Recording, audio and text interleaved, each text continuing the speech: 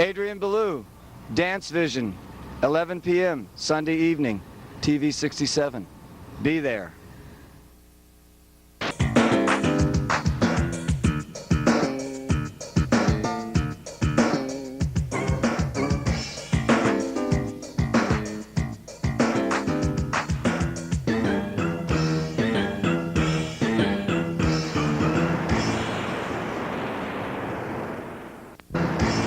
Yeah, let's start. All right, we'll start.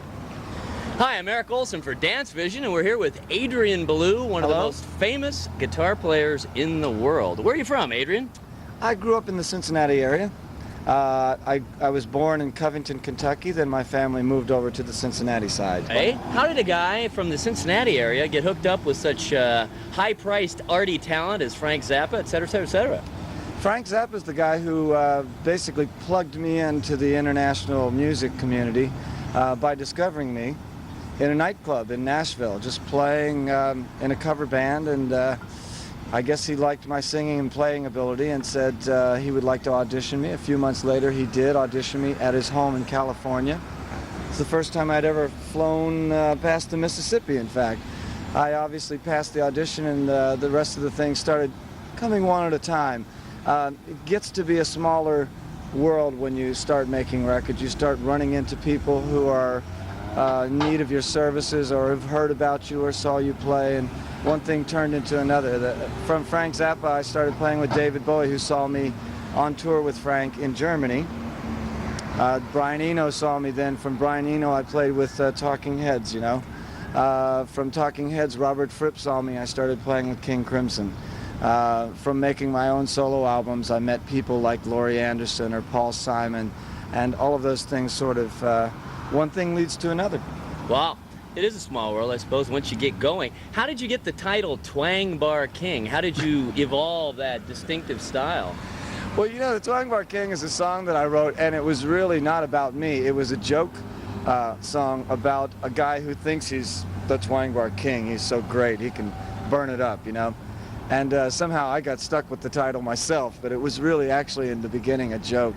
I suppose, though, in a serious answer to your question, what gets me the flexibility to work with so many people is that I offer more sound possibilities and ideas, and I'm pretty easy to get along with and work quickly. So if I'm playing with someone like Paul Simon, it's a whole different thing than if I'm playing with, say, Trent Reznor and Nine Inch Nails. It's two completely different music forms, but I'm able to fit into them suitably because mostly what I offer are colors and sounds. I have so many. That's what I like to do as a guitar player.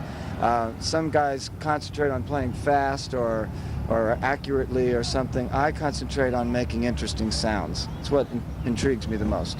It seems to me you do have some similarities to Robert Fripp guitar style. Do you feel a commonality with him? Oh, I think there's a very good common ground between Robert and I, but at the same time I think he goes off and does it his way and I go off and do it my way. In between there's a meeting ground, but actually we both have very diverse styles.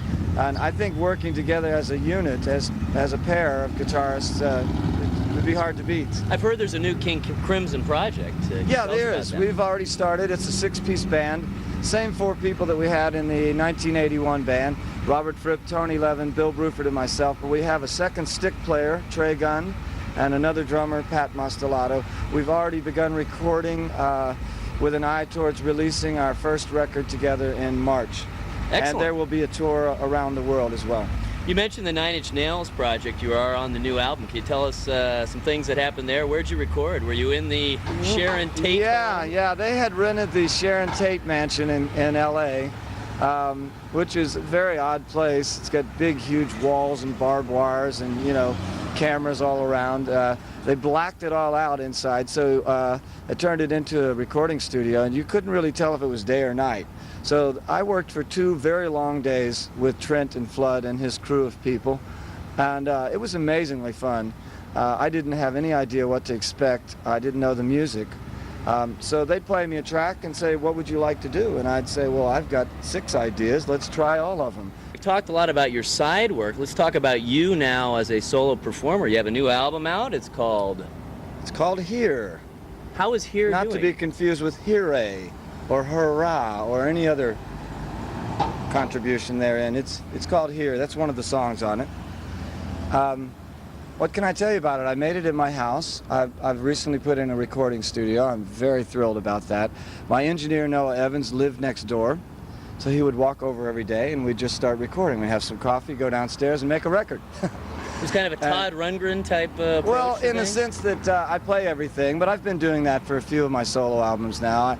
I began as a drummer, and I've picked up piano and cello and Japanese koto and flute and lots of other instruments over the years, and I can generally make acceptable noises with them, enough to make the sound that I have in my mind rather than ask someone else to do it. And it's a lot more fun for me anyway. So I did 12 new songs out of 20 that I had written, and that comprises the album. We also have one of the songs, we made a video for it.